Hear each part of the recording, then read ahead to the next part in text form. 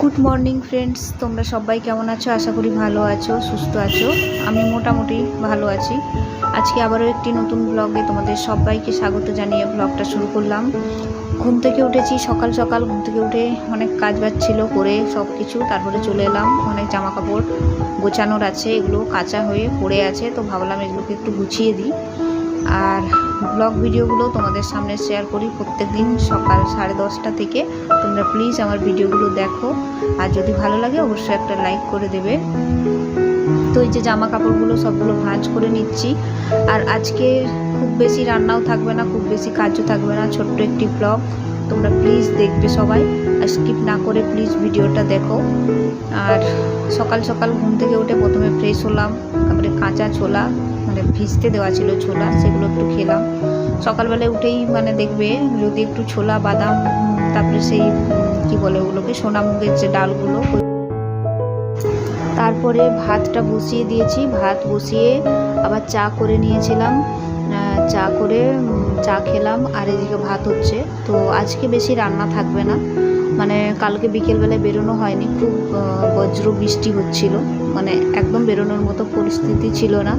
তো বাজার করা হয়নি সেরকম কিছু। তো ভাবলাম আজকে সবজির উপরই হোক। তো আমার হাজব্যান্ড বললো যে কিছু আজ সকালেও বেরোতে তার খুব একটা ভালো লাগছিল না, তো বললো যে যা আছে তাই করে দাও। তো পটল আছে, আলু আছে, তো ভাবলাম পটল আলু আর পোস্ত দিয়ে একটু তরকারি করি, আর তারপরে একটা করে দুজনের জন্য দুটো ডিমের অমলেট করে দেবো। এটা হলেই হয়ে যাবে, সেরকম কিছু আমাদের আর লাগবে না। তো রান্নাটা যেহেতু একদম কম নেই বললেই চলে, তো খুব ভালোই লাগছে যে আজকে আমার প্রেশার কম। আর ওদিকে দেখতেই পাচ্ছ আমার কিন্তু ভাত হচ্ছে। তো একটা টমেটোকে কেটে নিলাম, কেটে একটা পেঁয়াজকে হালকা কুচি করে দিয়ে দিলাম, দিয়ে একটু স্বাদ বুঝে লবণ দিচ্ছি। তো তোমরা কে কীরকমভাবে রান্না করো আমাকে অবশ্যই কমেন্টে জানাবে। আমি তো এইভাবেই করি, তো খুব ভালোই লাগে, খারাপ লাগে না। আর আমি কিন্তু আলু পোস্ত বলো বা যে কোনো পোস্ত রান্নাতেও টমেটো ইউজ করি। টমেটো দিলে যে কোনো তরকারির যেন টেস্ট একটু অন্যরকম হয়। তো এই যে আলু আর পটল কেটে রেখেছিলাম দুজনের জন্য, তো খুব বেশি লাগেনি, তো কেটে রেখেছি। সেগুলো এখন খুব ভালো করে ভাজবো, বুঝলে তো। কারণ পটল আলুটা ভাজাটা যেন খুব ভালো হয়, এই বেশি না ভাজলে তরকারিটা খেতে কিন্তু খুব ভালো লাগবে না, পটলটা খেতে ভালো লাগে না।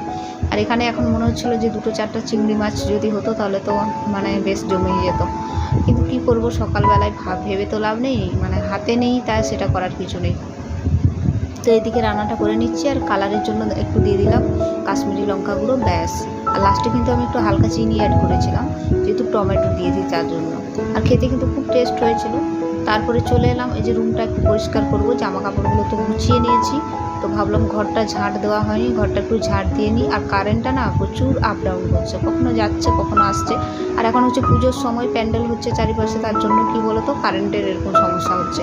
তো ভাবলাম যে ঘর ঝাঁট দেওয়া যা কাজ আছে এখনই করে নেবো, এরপরে আর করা হবে না। প্রচুর আজকে মেঘ হচ্ছে, জানি না, মনে হচ্ছে বৃষ্টি হবে, জানি না। পরের ব্লগে যদি তোমাদেরকে দেখাতে পারি।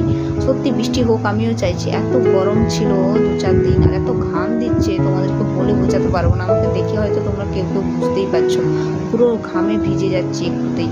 তো এই যে ঘরটা ঝাঁট দিয়ে নিচ্ছি, আর তোমাদের সাথে তো শেয়ার করলামই যে আমি কী কাজ বাজ করলাম। আর ব্লগ ভিডিওগুলো আমি খুব ছোট্টই করি, খুব বড় করি না। তোমরা যদি আমার সারাদিনের ব্লগ ভিডিও পুরো কাজ বাজ দেখতে চাও অবশ্যই কমেন্টে জানাবে, আমি সেটাও দেখাবো। তো তোমাদের সাথে কথা বলে এই যে ঘরটা ঝাঁট দিয়ে নিলাম। আর ঘরের অবস্থা খুব খারাপ, কারণ আমার সামনে এক্সাম আছে, এক্সামের জন্য প্র্যাকটিক্যাল খাতা লেখালেখি সব করতে হচ্ছে। পুরো শোলা টোলা কেটে চারিদিকে একবারে অবস্থা খুব খারাপ হয়ে আছে। তো বন্ধুরা, ব্লগ ভিডিওগুলো আমি খুব বেশি করছি না, এই ছোটোই করছি, তার জন্য তোমরা প্লিজ একটু মানিয়ে নিও। যদি আরও আমার ডেলি কাজ দেখতে পারো অবশ্যই কমেন্টে জানাবে। তো আজকের ব্লগটা এত দূরই রাখলাম, আগামীকাল আবার দেখা হবে তোমাদের সাথে, ততক্ষণে সুস্থ থাকবে।